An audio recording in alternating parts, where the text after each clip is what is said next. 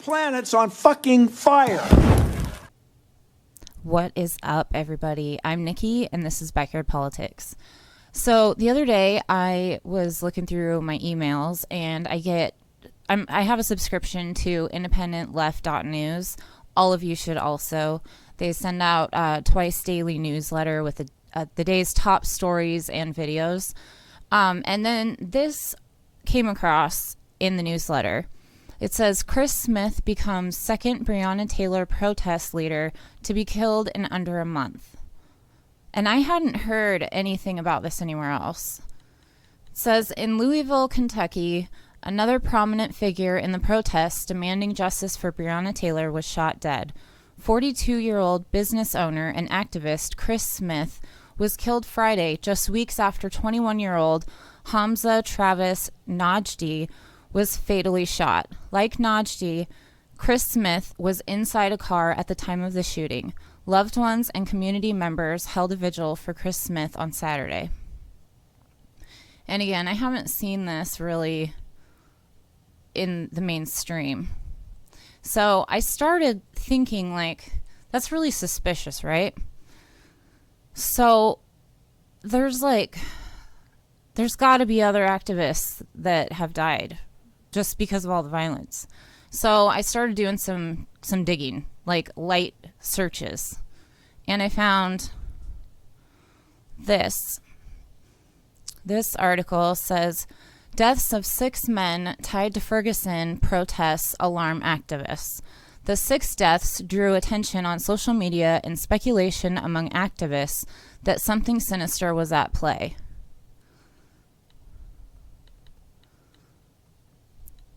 Two young men were found dead inside torched cars. 3 others died in apparent suicides.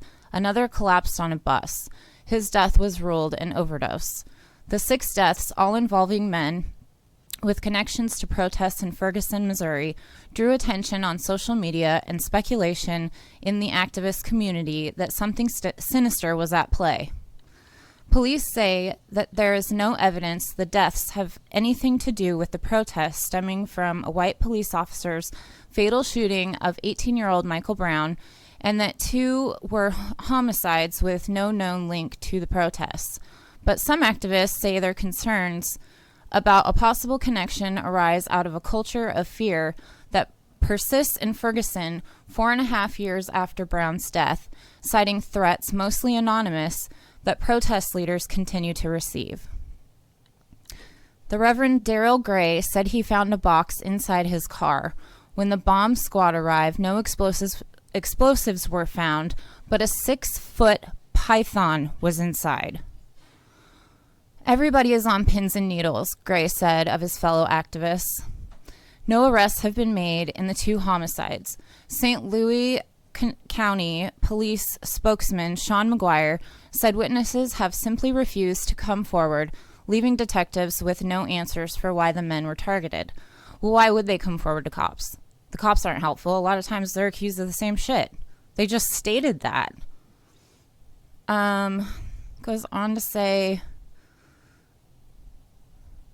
we don't believe either one was connected to each other, McGuire said, but adding, it's tough to come up with a motive without a suspect. Ferguson erupted in protests in August 2014 after Officer Darren Wilson fatally shot Brown during a street confrontation. Brown was unarmed, but Wilson said he fired in self-defense when the black teenager came at him menacingly. A grand jury declined to charge Wilson in November 2014, prompting one of the most violent nights of demonstrations and one of the first activist deaths. DeAndre Joshua's body was found inside a burned car blocks from the protest. The 20-year-old was shot in the head before the car was torched.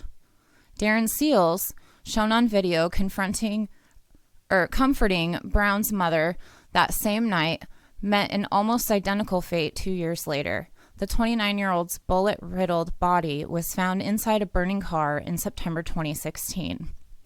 The 4 other deaths, including the 3 by suicide, were Marshawn McCarroll of Columbus, Ohio, shot himself in February 2016 outside the front door of the Ohio State House, police said. He had been active in Ferguson.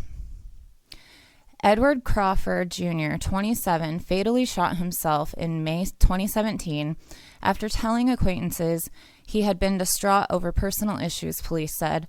A photo of Crawford firing a tear gas canister back at police during a Ferguson protest was part of the St. Louis Post-Dispatch's Pulitzer Prize-winning coverage. In October, 24-year-old Donnie Jones was found hanging from a tree in the yard of his North St. Louis County home. His mother, Melissa McInnes, was active in Ferguson and posted on Facebook after her son's death, "They lynched my baby," but the death was ruled a suicide. Bassem Masri, a 31-year-old Palestinian American who frequently live-streamed video of Ferguson demonstrations, was found unresponsive on a bus in November and couldn't be revived. Toxicology results released in February showed he died of an overdose of fentanyl. And I'll link to all of these articles in the description box below. The Ferguson protests added momentum to the national Black Lives Matter movement, but they also generated resentment from the people angered by TV footage of protesters hurling rocks and insults at police. Okay, they're killing people. Amid lingering anger, activists and observers say that while they see no clear connection between the deaths and the protests, they can't help but wonder about the thoroughness of the investigations. These protesters and their deaths may not be a high priority for police, since there is this antagonistic relationship, Washington University sociologist Otis Johnson said. I think there is a need for them to have a greater sense of urgency. Activists say that in the years since the protests, they have been targeted in dangerous ways. Something is happening, said Corey Bush, a frequent leader of the Ferguson protests. I've been vocal about the things that I've experienced and still experience. The harassment, the intimidation, the death threats, the death attempts. Bush said her car has been run off the road, her home has been vandalized, and in 2014, someone shot a bullet into her car, narrowly missing her daughter, who was 13 at the time. She suspects white supremacists or police sympathizers. Living under constant threat is exhausting, she said, but she won't give in. They shut us up and they win, Bush said. It's unclear if residual stress from the protests or harassment contributed to the suicides, but Johnson said many activists feel a sense of hopelessness. This has to have a big impact on their mental health, Johnson said. For many, law enforcement is not a recourse. Many times law enforcement is not on their side. I have done tons of videos proving exactly that.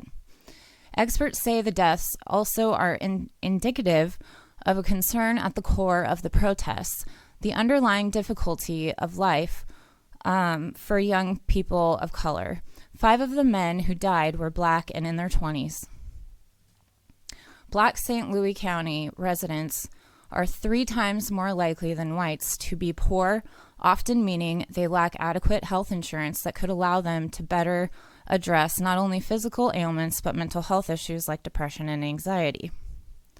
They also tend to live in areas with higher crime rates.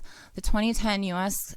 Census showed that while people who live in wealthy and mostly white western St. Louis County can expect to live well into their 80s, life expectancy in parts of mostly black North St. Louis County reaches only into the 60s. Life expectancy in Kinloch, a few miles from Ferguson, is 56. 45 of the county's 60 homicide victims last year were black in a county where less than a quarter of the population is black, according to police statistics.